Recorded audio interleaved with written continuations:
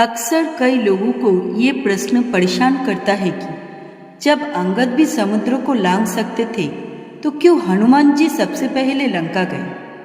अंगद जी से जब समुद्र लांघने के लिए पूछा गया था तब उन्होंने कहा था कि मैं जा तो सकता हूँ लेकिन वापस नहीं आ सकता। इसके पीछे का क्या कारण है? आगे बढ़ने से पहले चैनल पर नए आए हैं तो चैनल को सब्सक्राइब जरूर कीजिएगा और वीडियो के अंत तक बने रहिएगा। तो चलिए शुरू करते हैं। अंगद जी बाली के पुत्र थे, इसलिए बुद्धि और बल में अंगद बिल्कुल बाली के समान ही थे। इसलिए अंगद को समुद्र पार करने में कोई दिक्कत नहीं था। अंगद समुद्र को खेल खेल में ही लांघ जाते थे, लेकिन उन्होंने कुछ संशय को प्रकट किया। उन्होंने ये कहा कि वो समुद्र तो लांघ जाएंगे लेकिन संभव है कि वो वापस नहीं आ पाएंगे। लेकिन अब प्रश्न ये उठता है कि आखिर अंगद को वापस न आने का संशय क्यों था?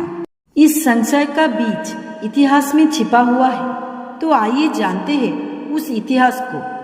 वास्तव में बाली के पुत्र अंगद और दशानन का पुत्र अक्षय कुमार दोनों एक साथ एक ही गुरु से शिक्षा ग्रहण कर रहे थे। अंगद जन्म से ही बहुत ही बलशाली था और बलशाली होने की वजह से अंगद का स्वभाव शरारती हो गया था। इसलिए शरारती स्वभाव होने की वजह से अंगद अक्सर रावण के पुत्र अक्षय कुमार को थप्पड़ मार दिया करते थे। अंगद के थप्पड़ की वजह से कई बार अक्षय कुमार मूर्छित हो जाया करता था। अक्षय कुमार ने अपने गुरु से अंगद के बर्ताव की शिकायत की। गुरुजी अंगद को बालक समझकर उनकी गलतियों को नज़रअंदाज कर दिया करते थे, लेकिन अंगद अपनी शरारत से बाज नहीं आ रहे थे और रोजाना ही वो अक्षय कुमार को परेशान किया करते थे। इसलिए एक दिन अंगद के गुरुजी को क्रोध आ गया और उन्होंने क्रोधित होकर अंगद को श्राप दे दिया। श्राप ये था कि अब भविष्य में कभी भी अंगद यदि अक्षय कुमार पर हाथ उठाता है तो उसी समय अंगद मृत्यु को प्राप्त हो जाएंगे। इस श्राप के बाद से ही अंगद अक्षय कुमार से दूरी बनाने लगे। जब वानर सेना माता सीता की खोज के लिए निकली थी और समुद्र को लांघने की बात हो रही थी, तब अंगद को यही संशय था कि अगर वो समुद्र लांघकर लंका जाते हैं और वहां अक्षय कुमार से सामना होता है तो गुरुजी के श्राप की वजह से उनकी मृत्यु हो जाएगी और रामकाज अधूरा रह जाएगा, क्योंकि वो वापस लौट नहीं पाएंगे। इसलिए माता सीता की खोज के लिए हनुमान जी को कहा गया और हनुमान जी समुद्र को लांघकर लंका गए।